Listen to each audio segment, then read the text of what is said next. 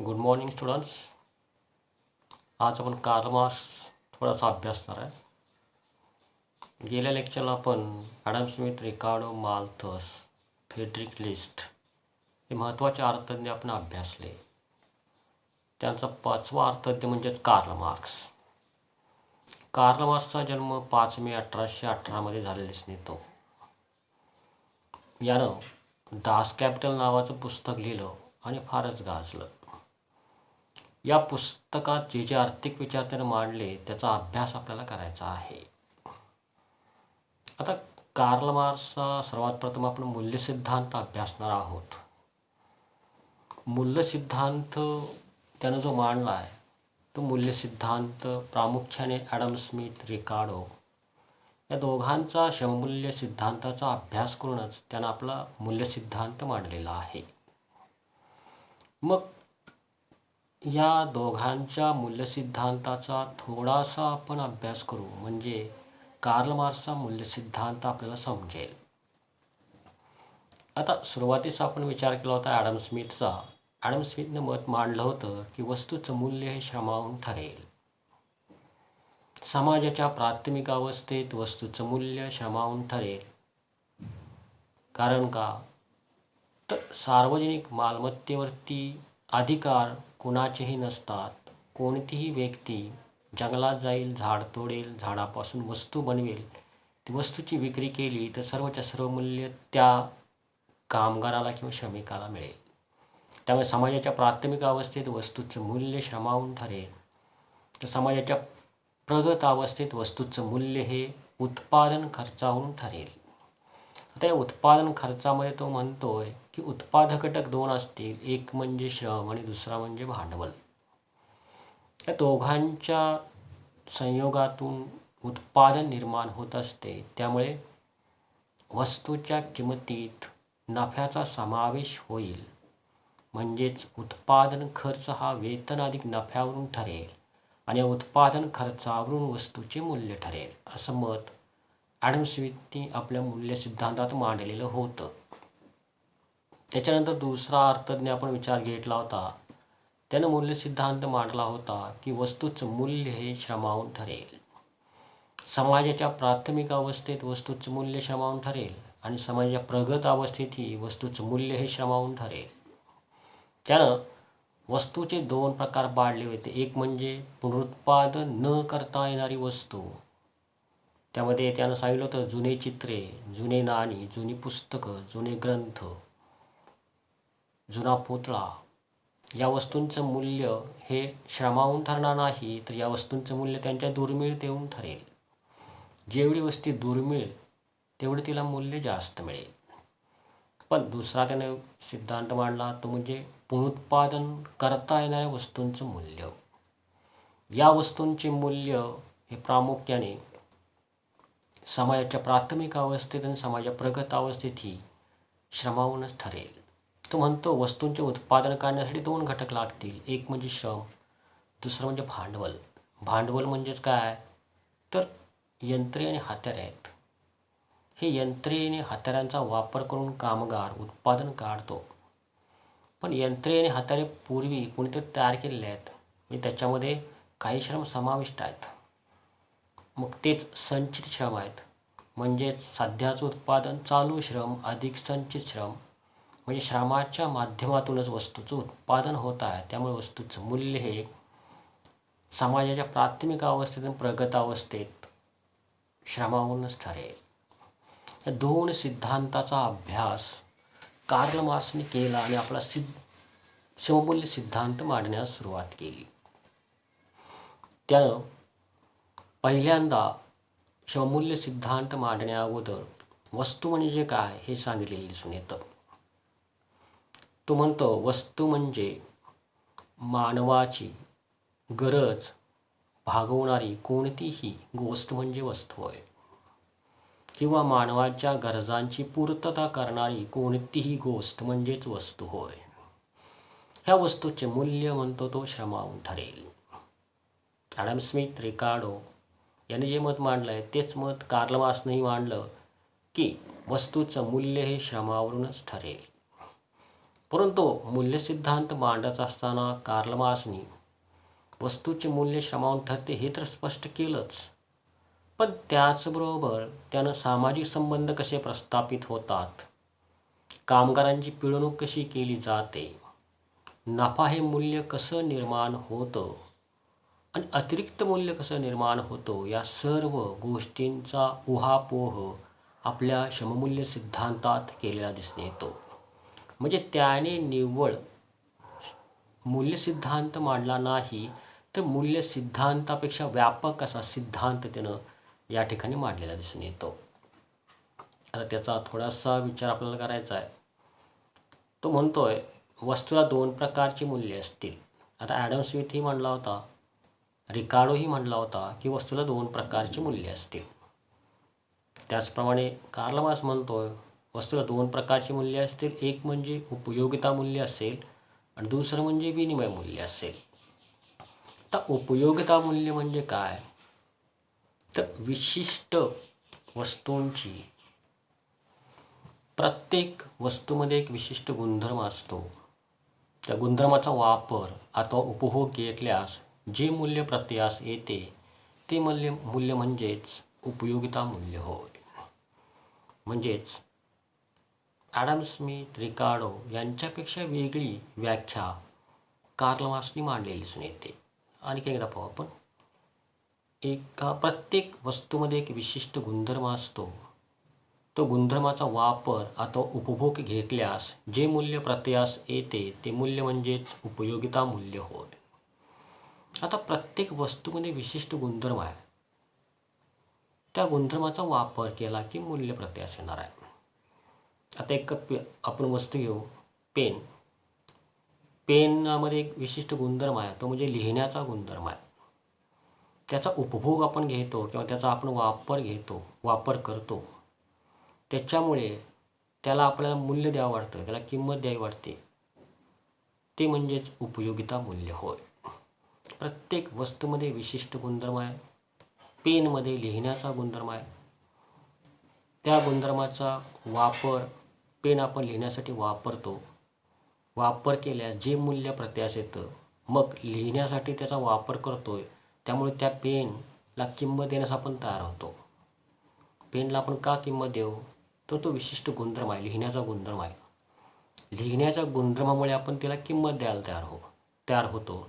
ती किंमत म्हणजेच उपयोगिता मूल्य होय. अशी व्याख्या त्याने या ठिकाणी केलेली दिसून येते. पण उपयोगिता मूल्य ही वस्तूच्या गुणात्मक बाजू स्पष्ट करते. प्रत्येक वस्तूमध्ये विशिष्ट गुणधर्म आहे, म्हणजेच गुणाची बाजू, वस्तूच्या गुणाची बाजू उपयोगिता मूल्य स्पष्ट करते. त्यानंतर दुसरा त्यानं घेतला आहे मूल्याचा प्रकार, तो म्हणजे विनिमय मूल्य. एखादी वस्तू दिली असता तिच्या बदल्यात इतर वस्तूचे नग मिळतात, ते नग म्हणजेच पहिल्या वस्तूचे विनिमय मूल्य. ही व्याख्या ॲडम स्मिथने घेतली आहे, रिकार्डोने पण केली आहे आणि कार्ल मार्क्सने पण केली आहे. आता या ठिकाणी कार्ल मार्क्स म्हणतो की विनिमय मूल्य ही वस्तूच्या मूल्याची संख्यात्मक बाजू आहे. आता संख्यात्मक बाजू म्हणजे काय, तर आपण एक उदाहरण घेतलं होतं. एक आंबा दिला की 2 नग सफरचंदाचे मिळतात. मग या ठिकाणी संख्या आली, एक म्हणजे एक सफरचंद आणि दोन सफरचंद आणि एक आंबा, संख्या आली. म्हणून तो म्हणतो विनिमय मूल्य ही वस्तूची संख्यात्मक बाजू आहे. पण विनिमय मूल्य हे सामाजिक संबंध प्रस्थापित करते. सामाजिक संबंध कसं प्रस्थापित करतं, 2 व्यक्ती एकत्र आल्या तरच व्यवहार होणार आहे. म्हणजे आंबा देणारी व्यक्ती, आंबा घेणारी व्यक्ती, सफरचंद देणारी व्यक्ती आणि सफरचंद घेणारी व्यक्ती, या 2 व्यक्ती एकत्र आल्या तरच व्यवहार होत असतो. मग या 2 व्यक्ती एकत्र येणे म्हणजे सामाजिक संबंध प्रस्थापित होणे होय. म्हणजेच विनिमय मूल्य हे वस्तूच्या मूल्याची संख्यात्मक बाजू आहे, तसंच ती सामाजिक संबंधही प्रस्थापित करते. कार्ल मार्क्स म्हणतात, एखाद्या व्यक्तीने स्वतःच्या उपभोगासाठी वस्तूची निर्मिती केली असेल तर त्यास उत्पादनाचे स्वरूप हे वैयक्तिक असेल. व्यक्तीच निर्माण करते आणि स्वतःसाठी वापरते, त्यामुळे उत्पादनाचे स्वरूप वैयक्तिक असणार आहे. परंतु वस्तू निर्माण केली आहे आणि ती विक्रीसाठी आणली आहे, तर ते जे उत्पादनाचे स्वरूप आहे ते म्हणजे सामाजिक स्वरूप असेल. वस्तू विक्रीला आली की सामाजिक संबंध निर्माण होतात. वस्तू विक्रीला नाही आली तर वैयक्तिक स्वरूप प्रस्थापित होतं, असं मत या कार्ल मार्क्सने मांडलेलं दिसून येतं. आता या ठिकाणी त्याने विचार केला की जे मूल्य सामाजिक संबंध प्रस्थापित करते त्याच्यावरूनच वस्तूचं मूल्य ठरतं किंवा निश्चित होतं. मग तो म्हणतो, उपयोगितेवरून वस्तूचं मूल्य निश्चित होणार नाही. तर जे मूल्य सामाजिक संबंध प्रस्थापित करतं आहे म्हणजेच विनिमय मूल्य हे सामाजिक संबंध प्रस्थापित करतं आहे, त्यामुळेच वस्तूचे मूल्य हे विनिमय मूल्यावरून ठरेल. आता ते कसं विनिमय मूल्यावरून ठरेल याचा थोडासा आपल्याला विचार करायचा आहे. बघूया, सुरुवातीला आपण विचार करूया कार्ल मार्क्सचा. कार्ल मार्क्स म्हणतोय की अर्थव्यवस्थेत उत्पादन काढणारे 2 घटक आहेत. एक म्हणजे श्रम, दुसरं म्हणजे भांडवल. आता भांडवल म्हणजे काय, तर यंत्रसामग्री आहे. यंत्रसामग्री आणि श्रम या दोहांच्या माध्यमातून अर्थव्यवस्थेत उत्पादन काढलं जातं. आता उत्पादन काढीत असताना श्रम म्हणजे चालू श्रम आहे. भांडवल जे यंत्र आहे ते यंत्र म्हणजे पूर्वी कोणते तयार केलेले आहेत, त्याच्यामध्ये काही श्रम समाविष्ट आहेत, म्हणजेच ते भूतकालीन श्रम आहेत. रिकार्डोने जसं संचित श्रम सांगितलं होतं तसं म्हणतो भूतकालीन श्रम आहेत. म्हणजेच सध्याच्या स्थितीला उत्पादन काढण्यासाठी 2 घटक असतात, एक म्हणजे चालू श्रम, दुसरं म्हणजे भूतकालीन श्रम. या दोहांच्या माध्यमातून वस्तूचं उत्पादन होत असतं, त्यामुळे वस्तूचं मूल्य श्रमावरून ठरेल. याचा विचार पूर्वी रिकार्डोने केला होता. रिकार्डोने मत मांडलं होतं, श्रम आणि दुसरं म्हणजे भांडवल, दोहांच्या माध्यमातून उत्पादन निघेल. श्रम म्हणजे चालू श्रम असतील आणि यंत्र म्हणजेच काय असेल, भांडवल म्हणजेच यंत्र असेल आणि यंत्र म्हणजेच संचित श्रम असतील. चालू श्रम आणि संचित श्रमाच्या माध्यमातून वस्तूचं उत्पादन निघेल, त्यामुळे प्रगत अवस्थेत वस्तूचं मूल्य हे श्रमावरून ठरेल. त्याच पद्धतीने कार्ल मार्क्सने मांडणी केली की चालू श्रम आणि भूतकालीन श्रम या दोघांच्या माध्यमातून वस्तूचं उत्पादन होत असेल तर साहजिकच प्रगत अवस्थेत वस्तूचं मूल्य श्रमावरून ठरेल, म्हणजे वस्तूचं मूल्य हे श्रमावरून ठरेल. आता वस्तूचं मूल्य जर श्रमावरून ठरत असेल तर वस्तूची विक्री केली तर सर्वच्या सर्व मूल्य श्रमिकाला मिळायला हवं, हा प्रश्न या ठिकाणी निर्माण होतोय. त्याचं उत्तर सर्वात शेवटी कार्ल मार्क्स यांनी दिलेलं दिसून येतं. त्याच्यानंतर दुसरा मुद्दा मांडला आहे, तो म्हणजे ॲडम स्मिथ पुढे एक प्रश्न पडला होता की वस्तूचं जर मूल्य ठरवायचं असेल तर वेळ हा घटक महत्त्वाचा आहे. म्हणजे वस्तूचे श्रममूल्य मोजण्यासाठी किंवा वस्तूच्या मूल्याचं मोजमाप करण्यासाठी वेळ हा महत्त्वाचा घटक आहे. त्यानंतर मत मांडलं होतं, एक खुर्ची 4 तासात तयार होते, एक टेबल 8 तासात तयार होतं, तर एका टेबलाचं मूल्य 2 खुर्च्या असतील किंवा 2 खुर्च्यांचं मूल्य 1 टेबल असेल. पण त्याच्यापुढे एक प्रश्न पडलेला दिसून येतो, तो म्हणतो एक टेबल 12 तासात अकुशल कामगार तयार करत असेल तर त्याला 3 खुर्च्या द्याव्या लागतील, हे देणं चुकीचं आहे. हा जो प्रश्न आहे हा प्रश्न सोडवण्याचं काम कार्ल मार्क्सने केलेलं दिसून येतं. कार्ल मार्क्स म्हणतोय, श्रमिकाला उत्पादनाची साधने, तंत्र आणि कौशल्य हे विशिष्ट गृहीत धरून एखादी वस्तू जेवढ्या तासात निर्माण होते ते तास म्हणजे त्या वस्तूची सामाजिकदृष्ट्या श्रमवेळ आहे. आता या ठिकाणी गृहीत धरू आपण, एक खुर्ची 4 तासात तयार होते किंवा एक टेबल 8 तासात तयार होते. कशावरून, तर श्रमिकाचं कौशल्य, त्याचं तंत्र आणि उत्पादन साधने वापरून तो 8 तासात एक टेबल तयार करतोय, तर एक टेबलाचे सामाजिकदृष्ट्या श्रमवेळ हे 8 तासच असतील. 8 तासापेक्षा जास्त तास जर लागले असतील तर ते समाजमान्य होणार नाहीत. म्हणजे एक टेबल 8 तासातच तयार होतो. ती सामाजिकदृष्ट्या आवश्यक श्रमवेळ आहे. जर 12 तासात एक टेबल तयार होत असेल तर वरचे तास हे गृहीत धरणार नाही. कोण? तर समाज. समाज या वरच्या तासांना मान्यताच देणार नाही. म्हणजे पुढचे 4 तासाला मान्यता समाज देणार नाही. मग टेबलाची सामाजिकदृष्ट्या आवश्यक श्रमवेळ ही किती असेल? तर 8 तासच असेल. त्यानं जर 12 तासात एक टेबल तयार केला असेल तरी त्याला 2च खुर्च्या मिळतील. 2पेक्षा जास्त खुर्च्या त्याला मिळणार नाहीत. त्याला समाज मान्यताच देणार नाही. म्हणजे सामाजिकदृष्ट्या आवश्यक श्रमवेळाची संकल्पना कार्ल मार्क्स यांनी मांडली आणि जो वेळेचा प्रश्न होता ॲडम स्मिथ पुढे पडलेला तो सोडवलेला दिसून येतो.